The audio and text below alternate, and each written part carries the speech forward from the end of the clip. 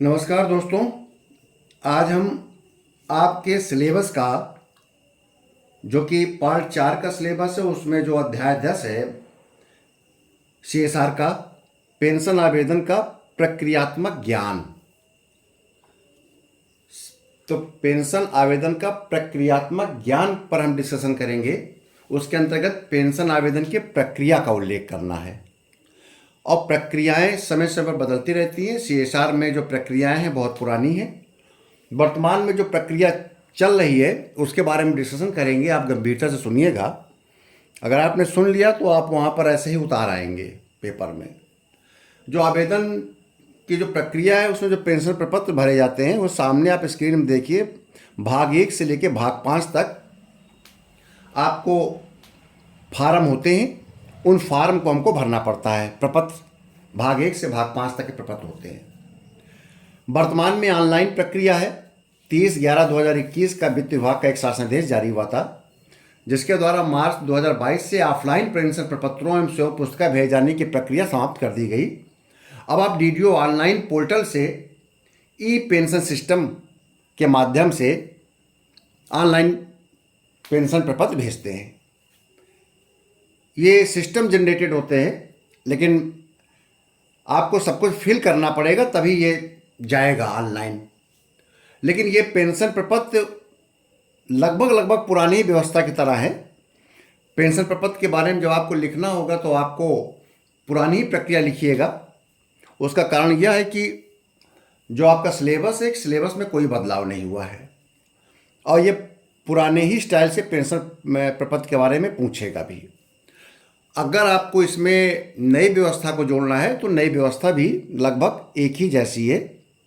बहुत ज़्यादा कुछ शब्दों का बदलाव किया गया है। पेंशन प्रपत्र सारे सेम है। भाग 1 में पेंशन एवं राशिकरण के लिए प्रार्थना पत्र होता है। जैसे कि आपको हमने पहले बताया था, राशिकरण कर्मचारी का सेवानिवृत्त कर्मचारी का अधिकार है।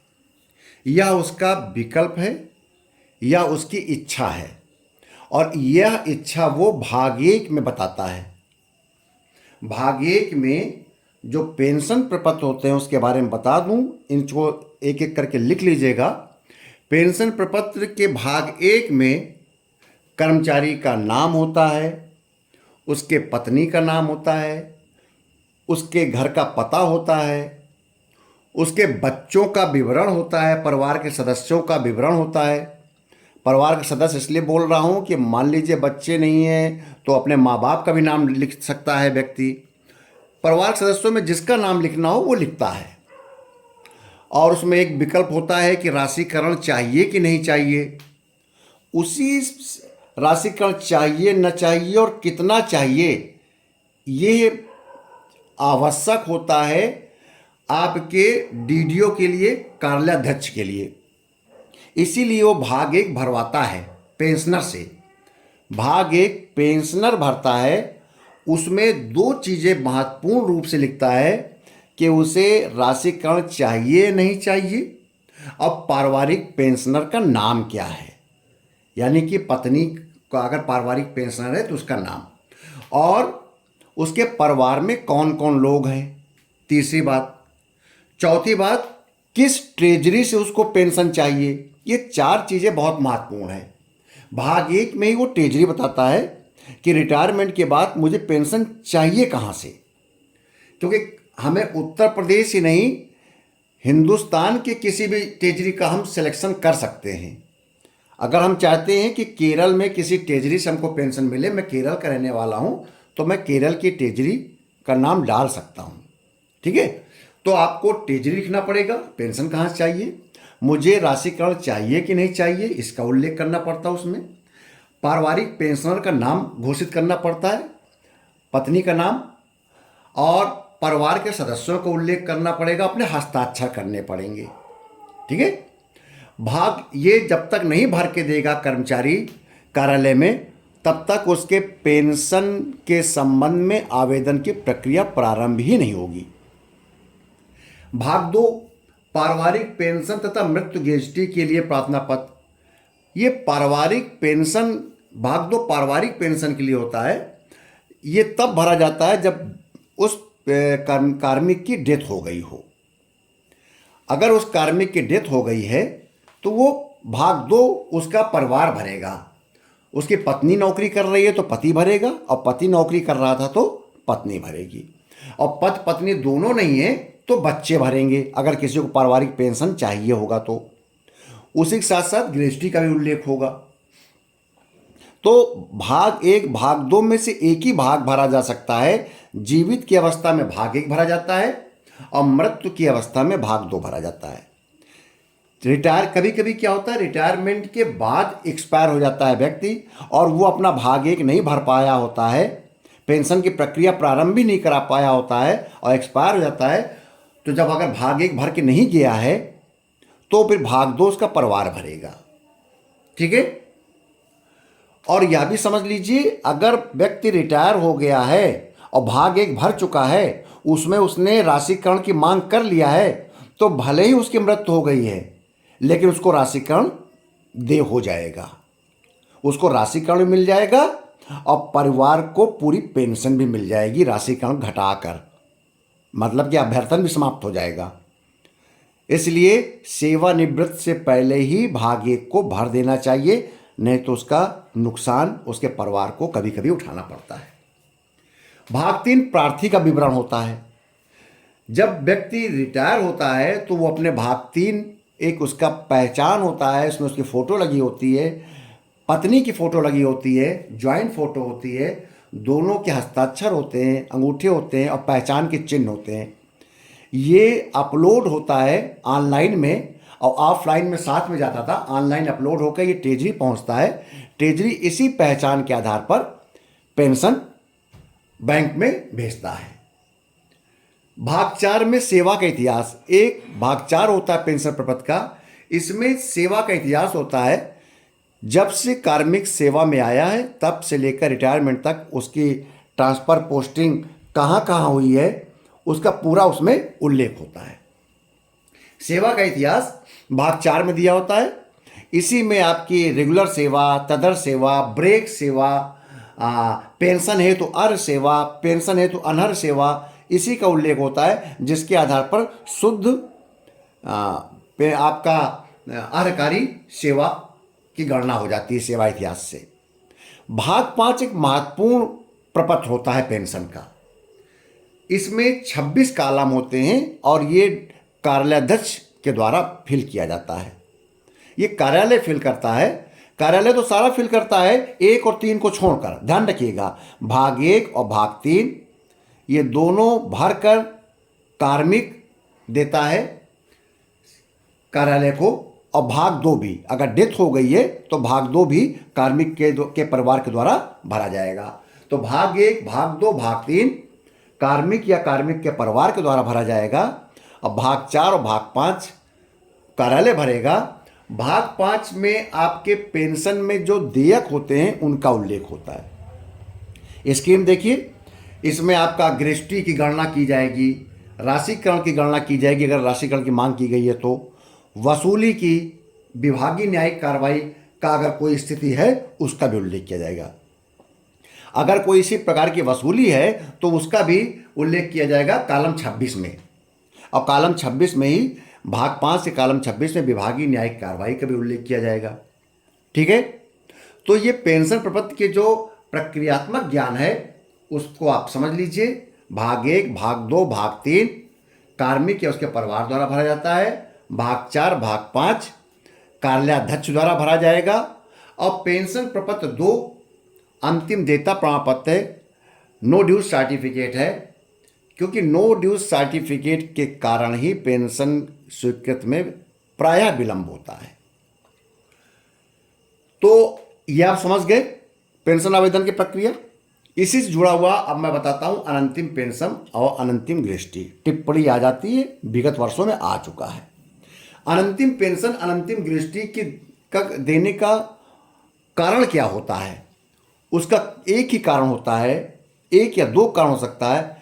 या तो पेंशन आवेदन करने में कार्मिक विलंब कर रहा है, यानी कि भाग 1 भर के नहीं दे रहा है, जिसमें उसके परिवार के विवरण, राशिकरण की मांग, ट्रेजरी की घोषणा, परिवार के सदस्य में कौन कौन है, किसको पारिवारिक पेंशन मिलनी है, घर पता इसका उल्लेख करके नहीं दे रहा भाग 1 में।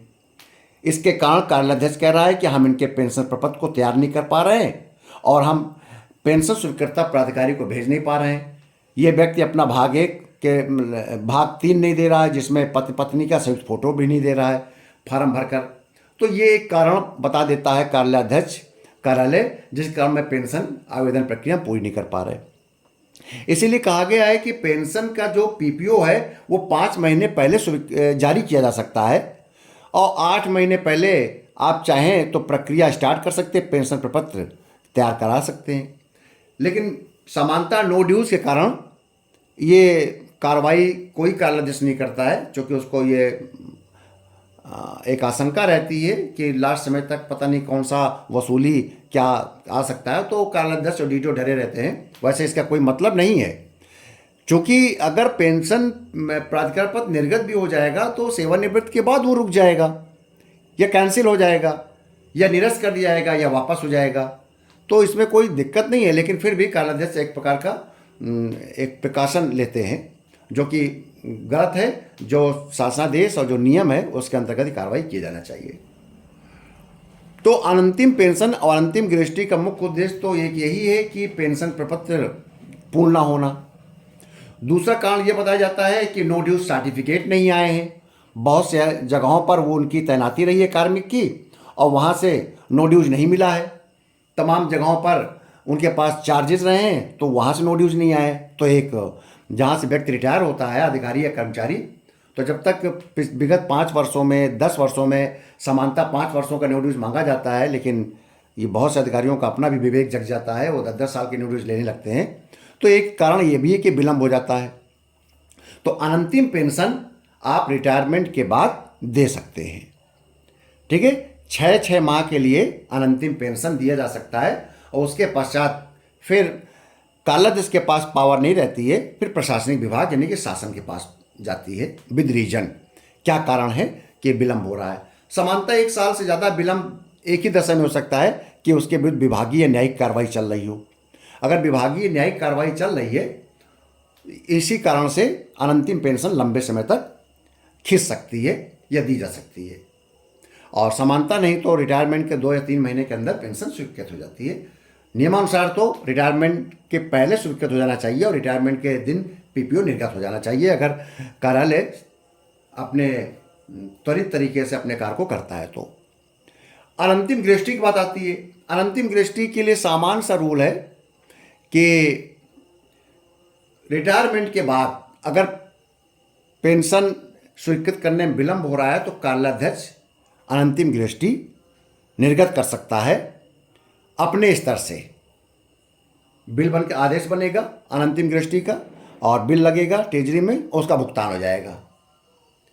और जब नियमानुसार पेंशन स्वीकृत होगी पेंशन स्वीकृत प्राधिकारी के यहाँ पर, तो उसका उल्लेख कर दिया जाएगा कि अनंतिम ग्रेच्युटी दी जा चुकी है। समानता जब अनंतिम ग्रेच्युटी हम देते हैं तो 3,000 रुपये रोक कर देखते हैं। 3,000 रुपये रोक दिया जाता है। ये माना जाता है कोई ड्यूज होगा, एक प्रकार का ये सिंबल है, ये एक प्रकार का सांकेतिक रोकना होता है कि 3,000 रोक कर कार्यालयाध्यक्ष अनंतिम ग्रेच्युटी जारी कर सकता है। यदि उसके विरुद्ध कोई विभागीय कार्रवाई है, न्यायिक कार्रवाई चल रही है, तो सामान्यतः अनंतिम ग्रेच्युटी का भुगतान नहीं किया जाना चाहिए, रोक लिया जाना चाहिए।